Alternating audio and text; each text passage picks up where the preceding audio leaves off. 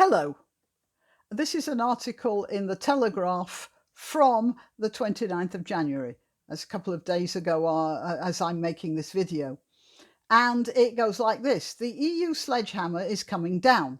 The European Council is preparing to invoke emergency powers of Article 122, we'll get to that in a minute, against AstraZeneca within days.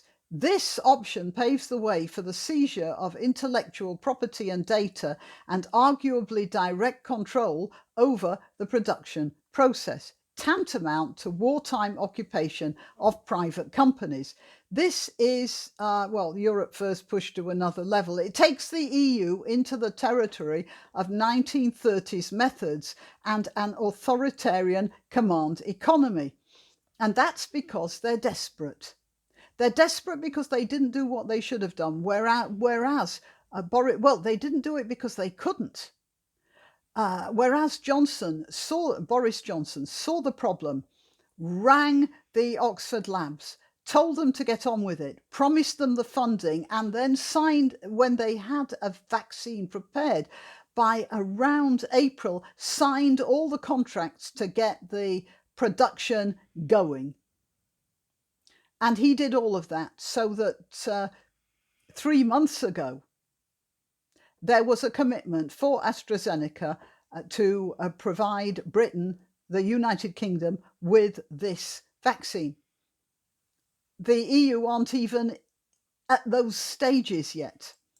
Now, Article 122 allows the EU to take emergency steps if severe difficulties arise in the supply of certain products, or if a member state is in difficulties. So look, this is the vaccination rate within Europe and within the UK. You can see it's more than double at the best, and Malta's a small island.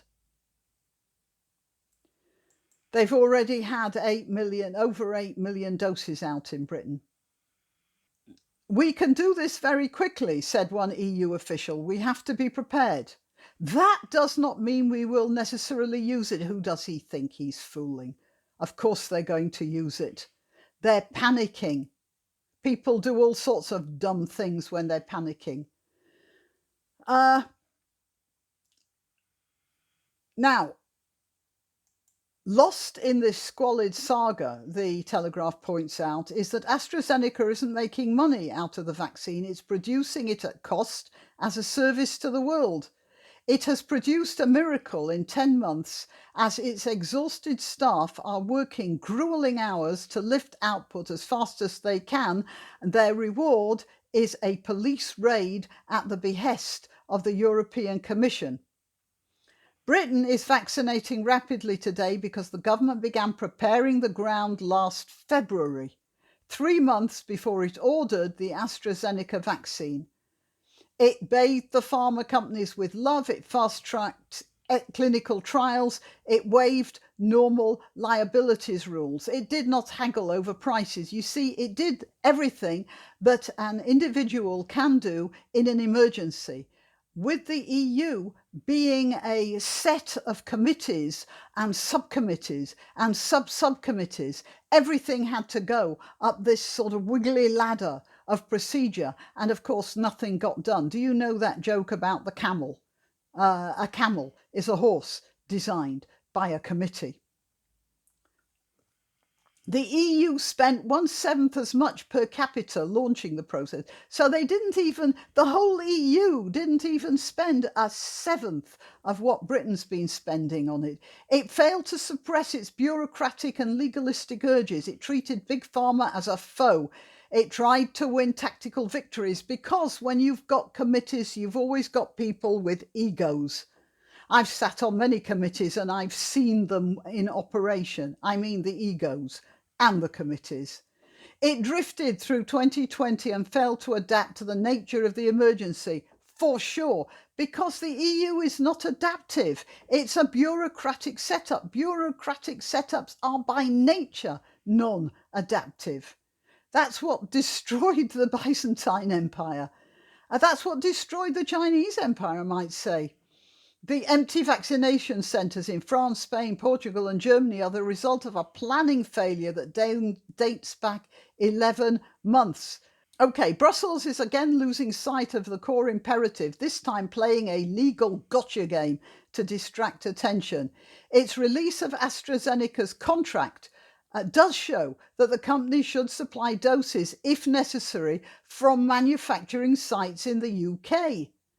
Because, you know, the EU is telling Britain that they have to send some of their precious stocks over to the EU. Did you know that?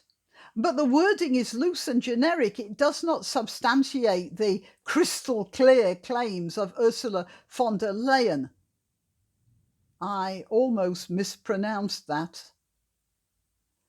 On the contrary, the text confirms AstraZeneca's claim that the company is bound only to make the best reasonable efforts to meet targets. The Commission's redacted version blanked out details of the delivery schedule. How interesting. And do you think it fools anybody? No, it doesn't. Commercial pharma barristers will eat the Commission's lunch if this ever gets to a genuine court. Now, what I'm looking here for it says here, Belgium is in the crossfire. It lent its police to the AstraZeneca raid. They raided a factory producing medicines in order to seize their stock. But in doing so, that's what Belgium did. In doing so, it's endangered its reputation as a biotech and pharma hub. Belgian Premier Alexander De Croo has been gently reminding fellow leaders that mass producing a coronavirus vaccine in an emergency is not as easy as making bread. That's not the point. How many factories are going to set up in the European Union now, knowing this? Now, it's quite possible that by the time this video comes out, the EU will have backtracked, but that's not going to help. It won't help. People will remember this, and they will remember that even though the EU may back down in this situation because they're in a weak position, when they're stronger, they won't. And nobody likes to set up a business when they think the government is going to steal it when they're in a bit of a fix.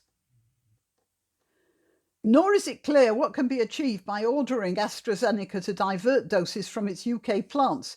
If the company complied, it would be in breach of an even more explicit contract with the British government, and Britain calls the shots. Brussels can shut off shipments of the Pfizer to the UK. That's what they're going to do. They're going to stop the Pfizer vaccine from coming to the UK. But now it's, as it says here, just a fifth of the vaccines because we have our own.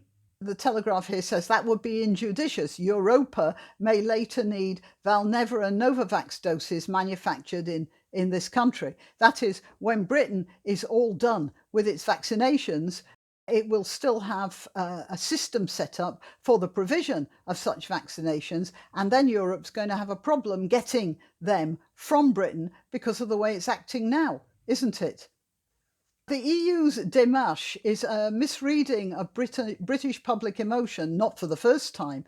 This nation might well respond with altruism to a request for shared doses if asked in a spirit of fraternal solidarity, but it reacts very badly to threats.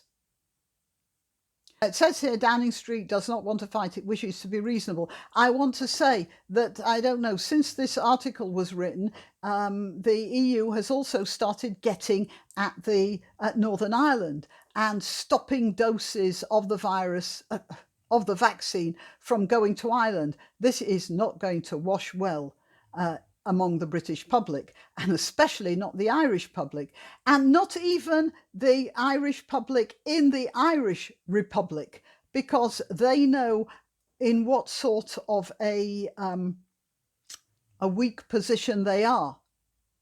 And it certainly won't help them, and they have very low vaccine rollout anyway.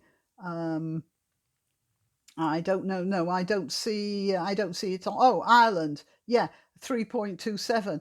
And if there are a whole lot of unvaccinated people in Northern Ireland, that's not going to help them too much either, is it? The EU is very interested in in talking about the porous border between, I don't know how many of you are aware of this, but in Northern Ireland and the Republic of Ireland, sometimes the border is simply a road that's maybe a car wide. It's just a street, and on one side of the pavement, it's Northern Ireland, and the other side, it's the Republic of Ireland. People are passing backwards and forwards all the time. And if the coronavirus is rampant in Northern Ireland, that's not going to help the Republic of Ireland too much, especially in light of the fact that they can't get that much vaccine anyway. So, no, I think the EU has, well, it's shown its hand, and it's shown how badly it's run and how vindictive it is.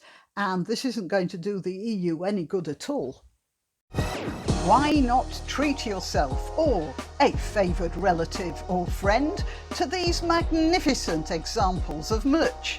The mugs and t-shirts come in the Grannyopteryx design or Granbo with a firearm or the more deadly knitting needles. Go to www.grannyopteryx.com and whatever platform you're watching this on, please click like, subscribe and share.